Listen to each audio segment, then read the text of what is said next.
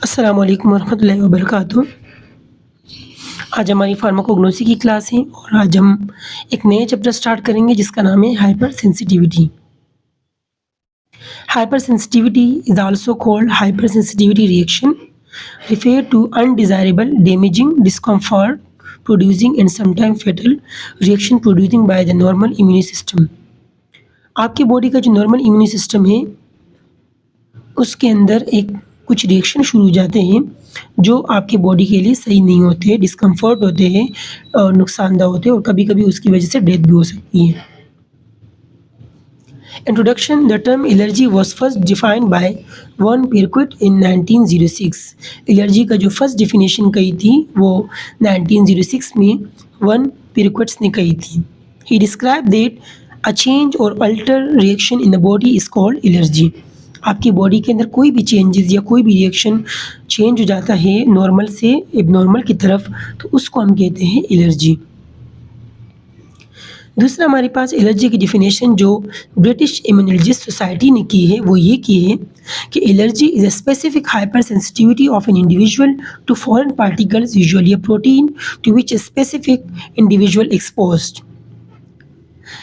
यानी एलर्जी एक hypersensitivity reaction होते हैं जो बाहर से कोई भी फॉरेन पार्टिकल आपकी बॉडी के अंदर जाता है, मेनली वो प्रोटीन होता है और उसकी वजह से आपकी बॉडी के अंदर एबनॉर्मल रिएक्शन शुरू हो जाते हैं। ये हर किसी को नहीं होता है, ये कुछ ख़ास लोगों को होता है और हर बंदे को अलग किस्म की एलर्जी होती है। दूसरा यहाँ लिखा एलर्जी के बारे में, allergy is a hyper sensitivity disorder of immune system. ये आपकी बॉडी का एक डिसऑर्डर हाइपर सेंसिटिविटी यानी आपके बॉडी के अंदर सेंसेशन हाइपर हो जाती है, ज़्यादा हो जाती है। Allergic reaction occur to normal harmless environment substance known as allergen. जो एलर्जिक रिएक्शन होते हैं वो एलर्जन की वजह से होती है और एलर्जन एक हार्मलेस एनवायरनमेंट सब्सटेंस है, यानी वो हर इंसान को नुकसान नहीं देते हैं, वो स्पेसिफिक बंदों के लिए होते हैं।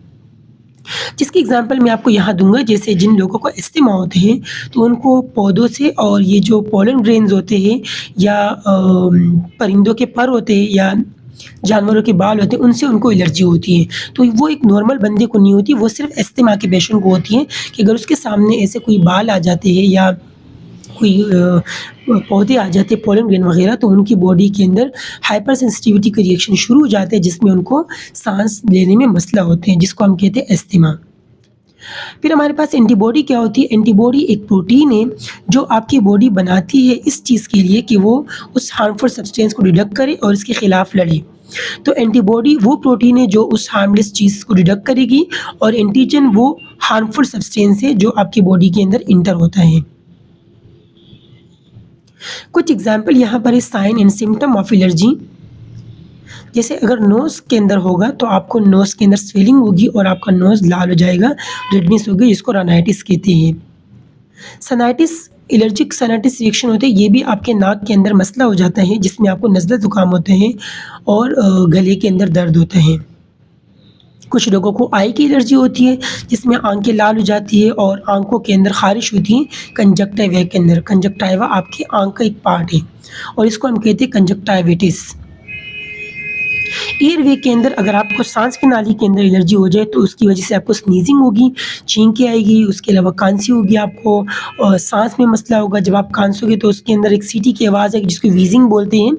डिस्पनिया होगा, डिस्पनिया का मतलब होता है शॉर्ट ऑफ ब्रीथ, यानी आपको सांस लेना जो ना वो पूरी सांस बॉडी में नहीं जाएगी, मसला होगा सांस लेने में और सांस फूलेगी आपकी और जिसको हम अस्थमा बोलते हैं। कान के अंदर की एलर्जी हो जाएगी तो आपको फीलिंग ऑफ फुलनेस ऐसे लगेगा कि आपके कान के अंदर कोई चीज़ फंसी हुई है, दर्द होगा आपको और सुनने में भी मसला होगा। अगर आपको स्किन के अंदर एलर्जी होगी तो उसके अंदर रेशेस आएंगे, दाने आएंगे और एक्जीमिया एंड हाइव्स खारिश आपको होगी। एक्जीमिया का मतलब खारिश। अगर आपको गैस्ट्रोइंटेस्टाइनल ट्रैक्ट के अंदर एलर्जी हो जाए तो इसमें क्या होगा कि आपको पेट के अंदर दर्द होगा, एब्डोमिनल पेन, ब्लोटिंग यानी आपको मरोड़ होगी पेट के अंदर, वोमिटिंग, उल्टियाँ एंड डायरिया, आपको लूज़ मोशन होगा। तो ये हमारा आज का टॉपिक था। उम्मीद है कि आप सबको समझ आ गया होगा। इससे रिलेटेड कोई भी क्वेश्चन हो तो आप लोग पूछ सकते हो। ओके स्टूडेंट, अल्लाह हाफ़िज़।